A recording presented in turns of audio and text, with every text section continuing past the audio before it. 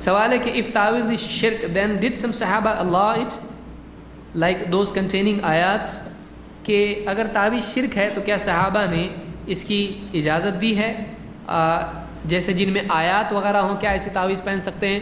کسی بھی صحابی سے کسی صحیح سند سے ایسی کوئی حدیث نہیں آئی ہے کہ گلے میں تعویذ پہنا جا سکتا ہے، چاہے وہ قرآن کا ہو یا غیر قرآن کا ہو، کوئی دلیل اس کی نہیں ہے۔ عبداللہ بن عمرو بن عاص رضی اللہ تعالیٰ کی روایت ایک آئی ہے لیکن وہ بھی صحیح نہیں ہے، اس کی بھی سند صحیح نہیں ہے، اس کی سند میں ابن اسحاق ہیں جو مدلس ہیں، تو وہ صحیح روایت نہیں ہے۔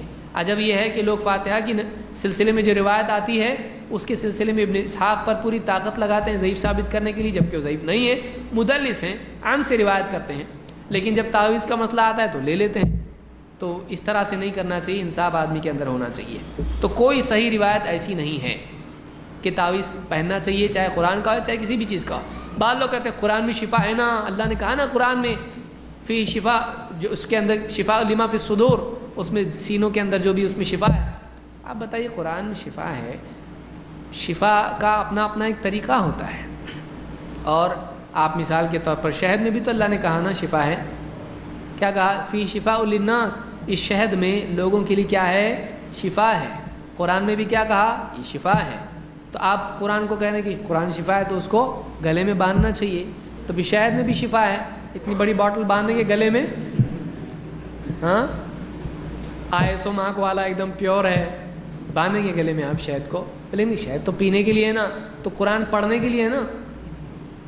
کوئی ڈاکٹر اگر آپ کو دوائی دے، دیکھیے یہ آپ کو تکلیف ہے، یہ مرہم ہے، یہ لگائیے سر پہ، اور یہ گولی ہے اس کو کھائیے، اب کیا کریں گے آپ؟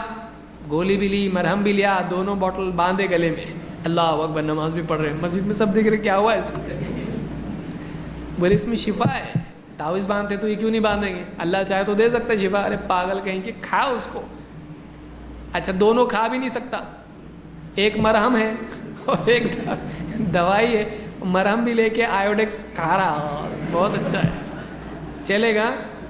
بھی بولی گئے کام سے، ان کو وہ ڈاکٹر نہیں دوسرے ڈاکٹر کے پاس نہیں جانا چاہیے تھا، غلط ڈاکٹر کے پاس دے گئے۔